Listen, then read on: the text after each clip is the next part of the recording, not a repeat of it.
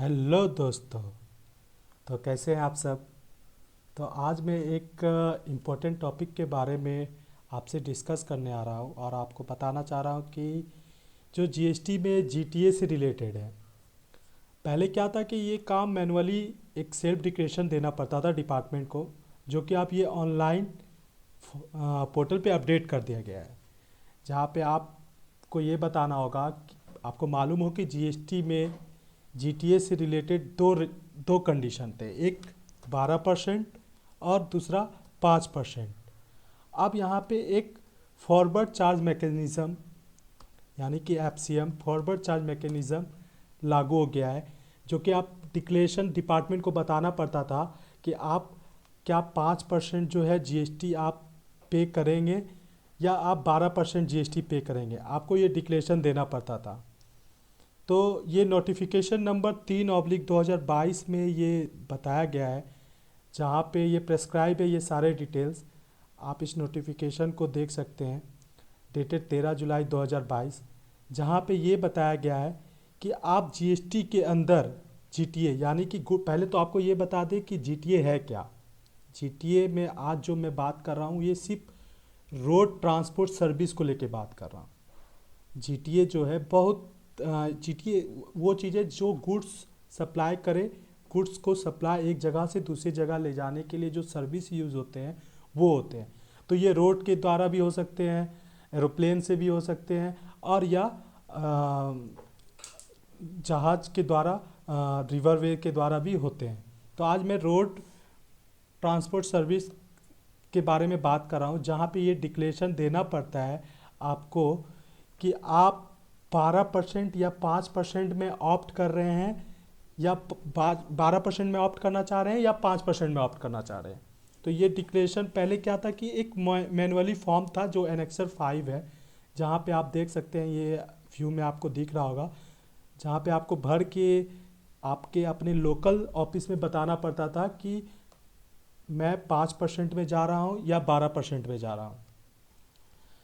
तो अगर आप 5% में जाते थे तो आपको वहाँ पे किसी भी इनपुट टैक्स का बेनिफिट नहीं मिलता था, और 12% में जाते थे तो आपको जहाँ इनपुट टैक्स का बेनिफिट मिलता था।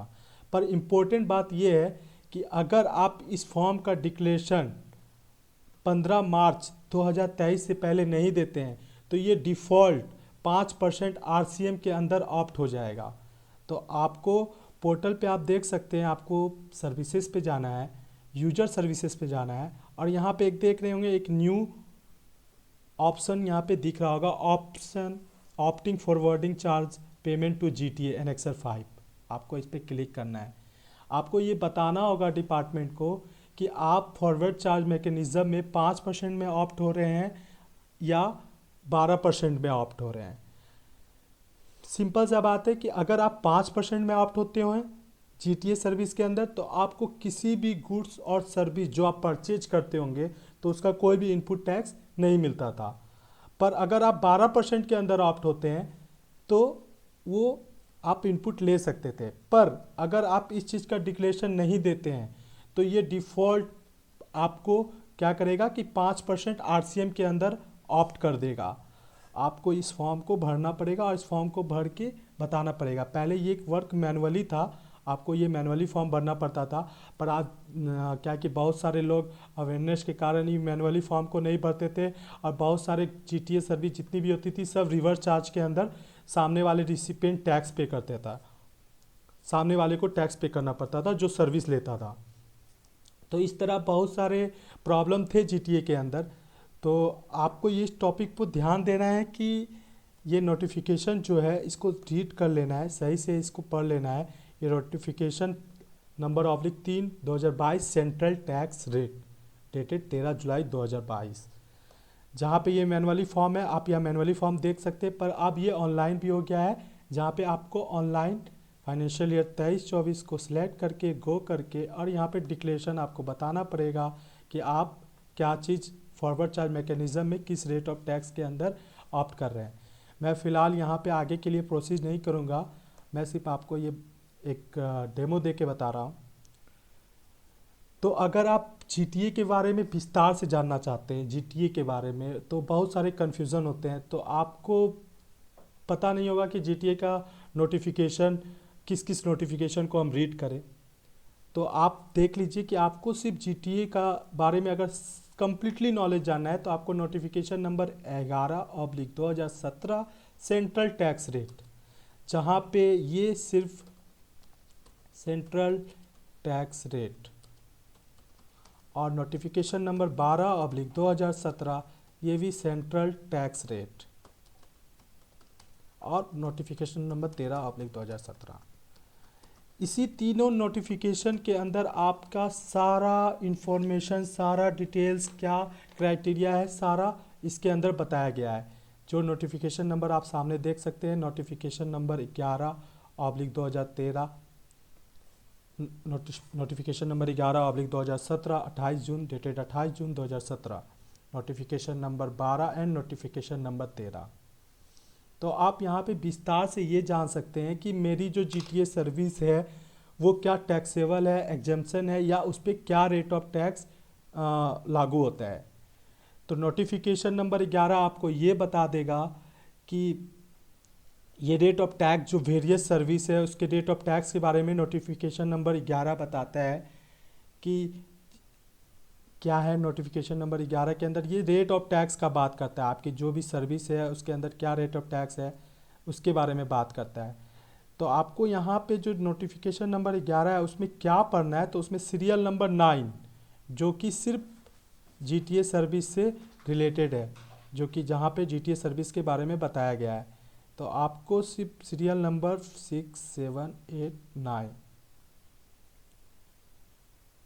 और ये 9, जहाँ पे आपको नोटिफिकेशन नंबर 11 के अंदर रीड करना है आपको सीरियल नंबर 9। आप कहीं भी नहीं जाएं, आपको इसके बारे में इधर उधर कोई भी टॉपिक को नहीं पढ़ना है, आपको सिर्फ सीरियल नंबर 9 पढ़ना है, जहाँ पे आपको बताया गया है कि GST के अंदर RCM और FCM में जाने की क्या रेट है, क्या रेट ऑफ टैक्स है, इसकी बात ये नोटिफिकेशन नंबर 11 करता है। और नोटिफिकेशन नंबर 12 जो कि एग्जेम्पशन के बारे में बात करता है कि नोटिफिकेशन नंबर 12 के अंदर कौन से सर्विस के अंदर एग्जेम्पशन है, कौन से सर्विस के अंदर। तो आपको यहाँ पे कौन सा कॉलम रीड करना है मैं आपको ये बता दूँ। आप ये नोटिफिकेशन नंबर बहुत 51 पन्ना का है, आप सिर्फ कौन से सीरियल नंबर को आप पढ़ेंगे जहाँ से आपका ये सिस्टम पूरा क्लियर हो जाएगा। वीडियो काफ़ी लंबा है, मैं एक एक नोटिफिकेशन के बारे में डिटेल में डिस्कशन करूँगा। मैं अभी आपको सिर्फ शॉर्ट में बता रहा हूँ कि नोटिफिकेशन नंबर 18 जो कि सिर्फ बात करता है service by A of transportation of goods, notification serial number 18। और फिर उसके बाद आपको आना है serial number 20 and serial number 21, serial number 20 and serial number 21, जहाँ पे ये एग्जेम्पशन के बारे में ये बात करता है 21A एंड 21B। और फिर आ जाते हैं नोटिफिकेशन नंबर 13।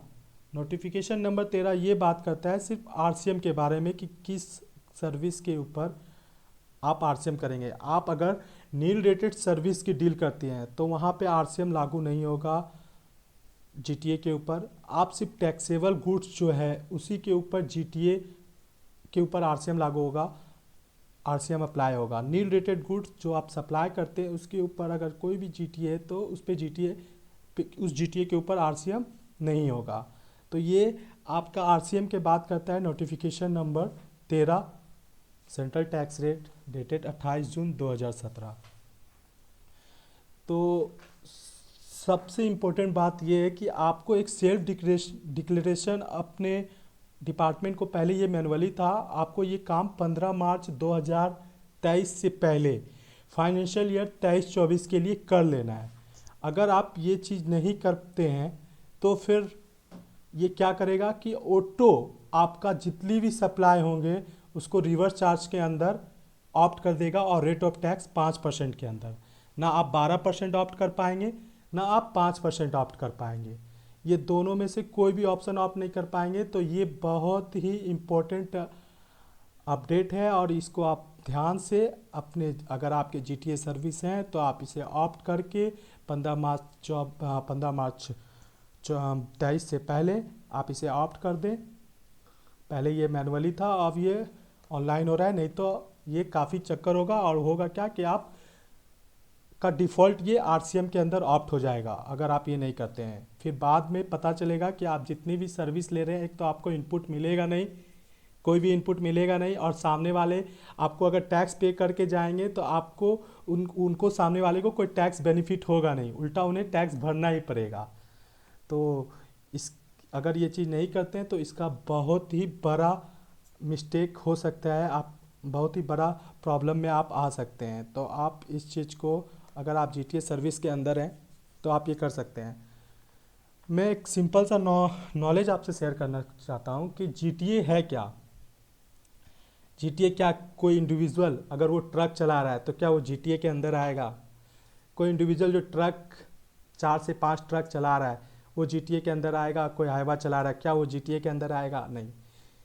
जीटीए में सिर्फ ये 3 चीज़ आपको फॉलो करना है कि अगर सामने वाला कंसाइनमेंट नोट, एलआर या बिल्टी कॉपी, बिल्टी बिल इशू कर रहा है तो वो जीटीए सर्विस के अंदर ऑप्ट हो जाएगा, वो जीटीए सर्विस कहलाएगा।